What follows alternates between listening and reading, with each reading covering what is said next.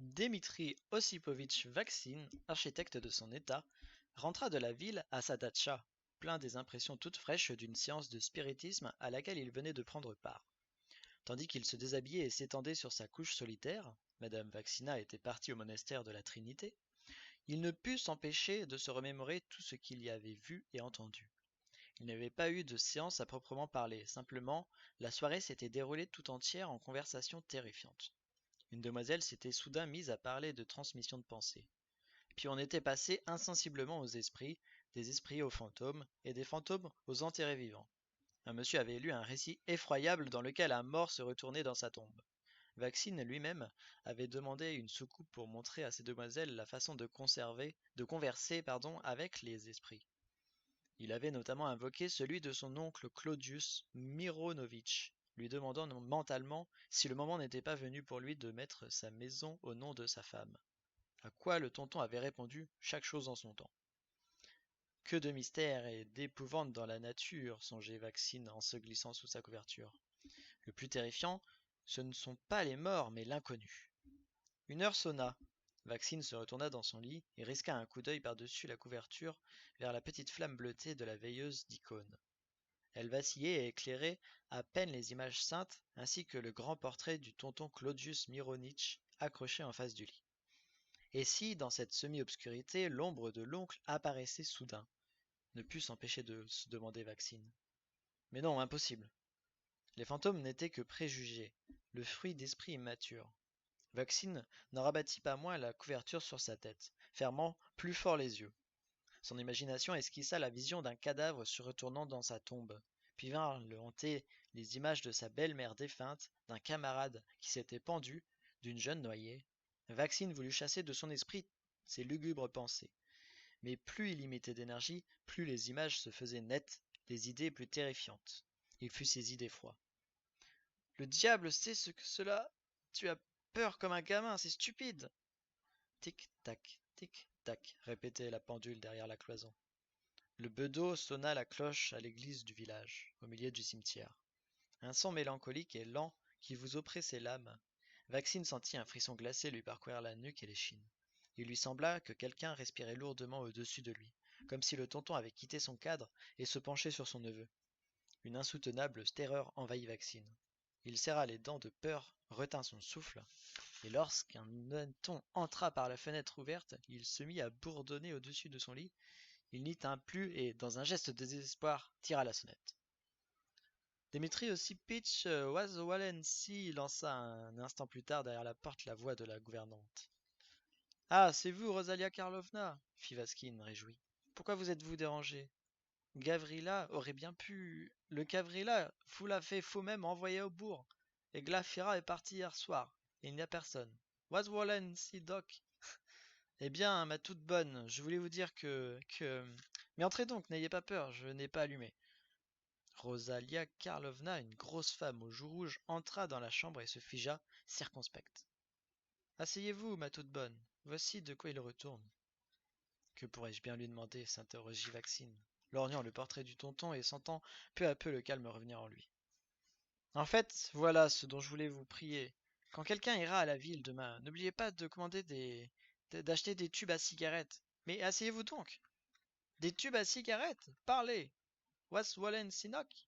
It will. En fait, je ne will rien du tout. Simplement, allez vous asseoir à la fin. Laissez-moi le temps de réfléchir. Il n'est pas convenable pour une jeune fille de se trouver dans la chambre d'un homme. Vous êtes Dimitri Osipitch, je le vois, un polisson. Vous vous moquez de moi, je comprends. On ne réveille pas les gens en pleine nuit pour des tubes à cigarettes. Je veux bien comprendre. Sur ce, Rosalia Karlovna tourna les talons et s'enfuit. Quelque peu apaisé par sa conversation avec elle et honteux de sa pusillanimité, Vaccine ramena la couverture sur sa tête et ferma les yeux. Pendant une dizaine de minutes, il se sentit presque bien, mais les mêmes billevesées ne tardèrent pas à revenir le hanter. Il eut un hoquet de dépit, chercha des allumettes à tâtons et, sans ouvrir les yeux, alluma une chandelle. La lumière ne lui fut cependant d'aucun secours. Son imagination effrayée lui soufflait que quelqu'un allait pied dans un coin de la chambre et que le portrait du tonton clignait des yeux. Je vais sonner encore une fois cette sorcière, décida-t-il. Je lui dirai que je suis malade. Je lui demanderai des gouttes. Vaccine sonna. Il n'y eut pas de réponse. Il sonna à nouveau et, comme en écho, la cloche du cimetière tinta. Saisi d'effroi, glacé, il prit ses jambes à son cou, s'enfuit de sa chambre et, se signant, il se tensant pour sa pusillanimité, vola littéralement pieds nus et en linge de corps jusqu'à la chambre de la gouvernante. Rosalia Karlovna, commença-t-il d'une voix tremblante en frappant à la porte. Rosalia Karlovna, vous dormez? Je suis malade, mes gouttes. Pas de réponse. Le silence régnait aux alentours. Je vous en prie, vous comprenez, je vous en prie. À quoi rime de monter ainsi sur ces grands chevaux? Je ne comprends pas. Surtout quand un homme est malade. Vrai, quelle mijaurée vous êtes, à votre âge. Moi dire votre femme, pas laisser tranquille honnête fille. Quand j'étais chez le baron Hanzig et qu'il est venu chez moi chercher des allumettes, je veux bien comprendre. Tout de suite je comprends c'était quoi les allumettes, et je dire madame la baronne, honnête fille moi. Ah, je m'en fiche bien de votre honnêteté, je suis malade et je vous demande mes gouttes, vous comprenez, je suis malade. Votre femme, honnête, bonne, fou de devoir aimer elle. Ah, ya, elle noble, je veux pas vouloir être ennemi de elle. Vous n'êtes qu'une sotte, voilà, vous comprenez, une sotte. Vaccine s'adossa au chambranle, croisa les bras et attendit que sa peur se calmât. Il ne se sentait pas la force de regagner sa chambre, où la veilleuse d'icône clignotait et où le tonton le regardait depuis son cadre. D'un autre côté, rester planté à la porte de la gouvernante en linge de corps qui plus est, était gênant à tout point de vue. Que faire? 2 heures sonnèrent. Sa peur ne passait ni ne diminuait. Les ténèbres régnaient dans le couloir, et dans chaque coin une chose obscure le guettait. Vaccine se tourna face au chambranle, mais il eut aussitôt l'impression que quelqu'un tirait doucement sa chemise par derrière et lui effleurait l'épaule. Bon sang, Rosalia Karlovna! Toujours pas de réponse. Vaccine ouvrit timidement la porte et jeta un coup d'œil dans la chambre. La vertueuse allemande dormait paisiblement. Une petite veilleuse éclairait ses formes rebondies, son corps respirait la santé. Vaccine entra et s'assit sur une malle d'osier près de la porte. La présence d'un être endormi mais vivant le réconforta un peu. Qu'elle dorme, la brave teutonne, se dit-il. Je vais rester un moment et dès l'aube je m'en irai. Le jour se lève tôt à présent. Dans cette attente, Vaccine se pelota sur la malle, passa un bras sous sa tête et entreprit de réfléchir. Ce que c'est que les nerfs tout de même, un individu évolué, réfléchi, et malgré tout, quelle diabloxanerie à vous faire honte. Prêtant l'oreille au souffle paisible et régulier de Rosalia Karlovna, il se sentit bientôt pleinement rassuré. À 6 heures du matin, rentrant de la Trinité et ne trouvant pas son mari dans sa chambre, la femme de Vaccine alla chez la gouvernante lui demander de la monnaie pour payer le fiacre. En entrant dans la pièce, elle découvrit ce tableau.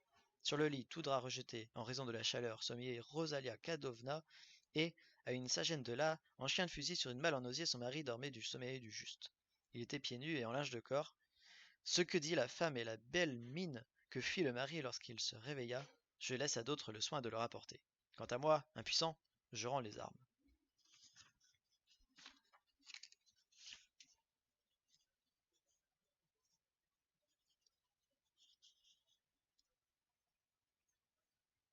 Petite séance de vocabulaire. Icône. Dans l'église d'Orient, peinture religieuse exécutée sur un panneau en bois. Bedeau. Employé laïque, préposé au service matériel et à l'ordre dans une église. Pusillanimité. Caractère de celui qui manque d'audace, qui craint le risque et la responsabilité. Billevesée. Parole vide de sens, idée creuse.